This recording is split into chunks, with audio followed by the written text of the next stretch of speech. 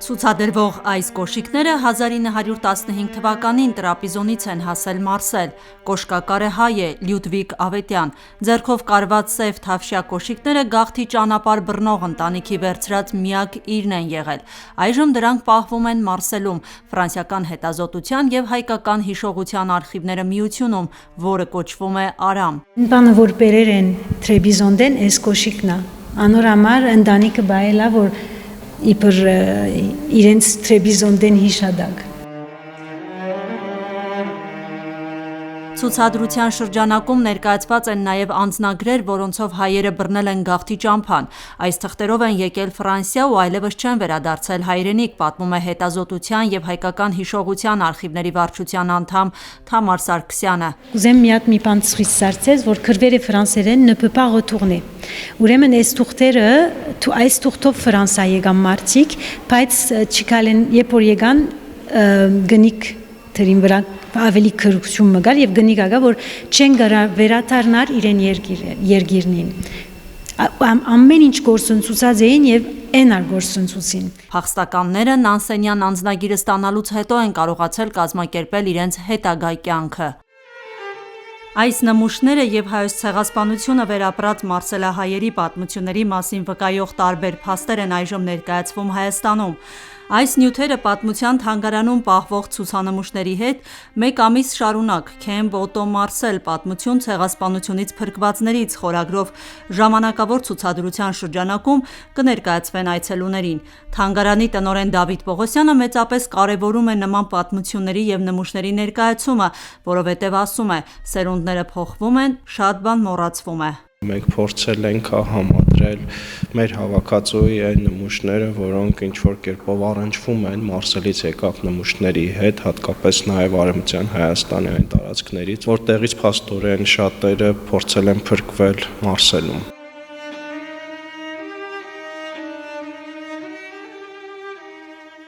Քեմբ Օտո 1922 թվականի սեպտեմբերին Զմյուռնիայի արյունալի հարձակումից և աղետից փրկված մի շարք հայեր հասնում են Ֆրանսիա, աղքատ և կիսամերկ անմխիթար վիճակում ապաստան են գտնում Լևանտ հյուրանոցում։ 1922 թվականի հոկտեմբերին հայերի երկրորդ հոսքն է լինում Ֆրանսիա։ Օգտվելով ֆրանսիական պետության սրտացավ մոտեցումից, մարդիկ դիմումներ են ներկայացնում, որ տեղավորվեն Մարսելում։ Փախստականների թվի աճը տեսնելով Տիգրան Միրզայանցը դիմում է ֆրանսիական կառավարությանը նրանց ժամանակավոր ապաստարան տրամադրելու հարցով։ 1922 թվականին ստեղծվում է Քեմբ Օտո ճամբարը, որը գործել է մինչև 1927 թվականը։ Այդ տարիներին այնտեղ ապաստանել է ավելի քան 5000 գաղթական։ Այստեղ Քեմբ Օտոյի դեղեկագիրն է, որ ամեն կյանքը ոնց էր Քեմբը, ամեն ինչ այստեղ գրվել է։ Բացատրել են մեջ ինչ առօրյա գազագերբություն է եղեր, ինչը դպրոց, փոքր եկեղեցի, միություններ, կանանց միություններ, սպորտական միություններ, ինչպես կյանքերնին այս 23-ը մինչև 27-ը ինչպես կյանքերնին ինչպես գազագերբվեին իրականության մեջ։ Մարսելում գործող Արամ միությունը հիմնադրվել է 1997 թվականին Ժան Գարբի Սարթինի կողմից։ Վերջինիս ընտանիքը ևս գաղթել է Արևմտյան Հայաստանից։ Հորից ու պապից պահպանված թղթերն են եղել պատճառ հավաքել ցեղասպանությունը վերապրած մարսելահայերի պատմությունները։ Ներկայացված նմուշների թվում Արամ միության տնօրեն Աստղիկ Լուսիկյանի պապի Սահակ Արթինի պողպատի գործարանում 1924-ից 31 թվականներին աշխատանքի վկայականն է։ Միությունն արդեն մոտ 3 տասնամյակ է հավաքում է ցեղասպանությունը վերապրած մարսելահայերի պատմությունները, վերականգնում պատմական նյութերը, արխիվացնում և թվայնացնում բոլոր տեսակի փաստաթղթերը, որոնք կապված են 1915 թվականի ցեղասպանությունից հետո հայերի Ֆրանսիա ժամանման և բնակության հետ։ Ուրեմն այստեղ թիվն է, նայեցեք, ասենք 2841 մեկ թիվ ունի, Մարգարյան Օնիկ, հիմա գահարցնենք ինչ են, եթե ամուսին են, ամուսնացած են, երեխան է, գրվեր է, 17 տարեկան, եկեր է Սեզարիեն և դղա է, ամուսնացած չէ, հոկտեմբեր 17-ին 1923-ին է ասել, ինքը լրագրող է, 17 տարեկանին լրագրող է եւ դուրս է եկել 24 հոկտեմբերին 1923-ին եւ գնացել է Փարիզ, այնպես։ Եվ այս ամեն ինչ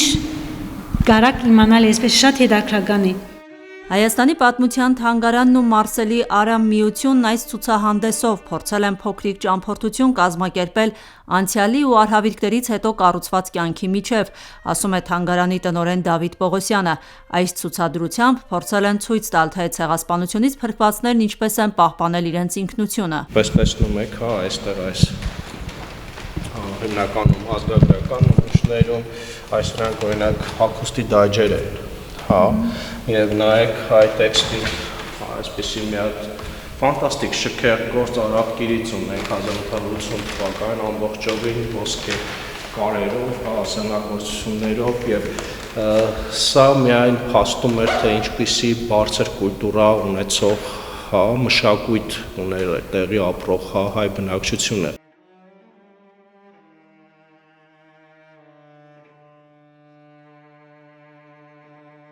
Փաստավավերագրական արժեքավոր նյութերից մեկը Նանսենյան մի անձնագիր նվիրվել է Հայաստանի պատմության թանգարանին։ Եղեռնից Մազապուրց շուրջ 320 հազար հայերի ազգային լիգայի որոշմամբ տրվել Նանսենյան անձնագիր։ Սա անձը հաստատող ժամանակավոր վկայական է, որը տրվել է փախստականներին եւ քաղաքացիություն չունեցող անձանց, որպեսզի օգտվեն ազատ տեղաշարժվելու իրավունքից։ Անձնագրերը կոչվել են Նանսենյան նորվեգացի հասարակական քաղաքական գործիչ Ֆրիտյոֆ Նանսենի անվամբ, վերջինս հայ գաղթականների դրության բարելավման հարցում մեծ ներդրում է ունեցել։ Աիդա Ավետիսյան, Էդվարդ Ասատրյան, Ռադիոլուր։